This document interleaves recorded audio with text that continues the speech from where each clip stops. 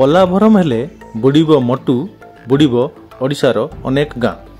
ପ୍ରକଳ୍ପକୁ ବିରୋଧ କରି ସାଇକେଲରେ ଯାତ୍ରା ଆରମ୍ଭ କଲେ ମାଲକାନଗିରି ବାର୍ ଆସୋସିଏସନର ସଭାପତି ଲମ୍ବୋଦର ତୁରୁ।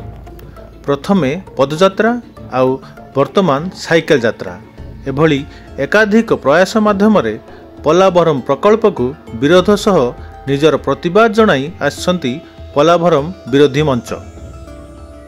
ବର୍ତ୍ତମାନ ମାଲକାନଗିରି ଜିଲ୍ଲା କାଲିମେଲା ବ୍ଲକରୁ ଓକିଲ ସଂଘ ସଭାପତି ଲମ୍ବୋଦର ତୁରୁ ତାଙ୍କ ପୋଲାଭରମ ପ୍ରକଳ୍ପକୁ ବିରୋଧ କରି ମୋଟୁଠାରୁ ପୁରୀ ଅଭିମୁଖେ ସାଇକେଲ ଯାତ୍ରା ଆରମ୍ଭ କରିଥିବା ଦେଖାଦେଇଛି। ଆମର ମୁଖ୍ୟ ଦାବି ହେଲା ଆମେ ପୋଲାଭରମକୁ ସମ୍ପୂର୍ଣ୍ଣ ଭାବେ ବିରୋଧ କରୁଛୁ। ପୋଲାଭରମ ହେଲେ ମାଲକାନଗିରି ଜିଲ୍ଲାର କୌଣସି ପ୍ରକାର ଲାଭ ନାହିଁ, ବରଂ ଲାଭ ଅଛି ଆନ୍ଧ୍ରାର। ଆଉ ପୋଲାଭରମ ହେଲେ ମାଲକାନଗିରି ଜିଲ୍ଲାର 4ଟି ବ୍ଲକର 133ଟା ଗ୍ରାମ ଜଳମଗ୍ନ ହେବ। ତା ସହିତ ଜଙ୍ଗଲ ଜମିର କ୍ଷୟକ୍ଷତି ହେବ ଏବଂ ଲୋକ ବେକାର ହୋଇ ରାଜରାସ୍ତାକୁ ଆସିବେ। ଏହାର ପ୍ରତିବାଦ କରି ମୁଁ ଶପଥ ନେଲି ଯେ ଭଗବାନ ଶ୍ରୀ ଜଗନ୍ନାଥ ପାଖରେ ମୁଁ ଶପଥ ନେବି ଯେ ପୋଲାଭରମ କିଭଳି ବନ୍ଦ ହେବ। ତ ସେଥିପାଇଁ ମୁଁ ବଗିଚାରେ ପାଣି ମଧ୍ୟ ଆଣିଛି। ପୁରୀ ପହଞ୍ଚିଲା ପରେ ପାଣିକୁ ଭଗବାନ ପାଖରେ ସମର୍ପିତ କରିବି।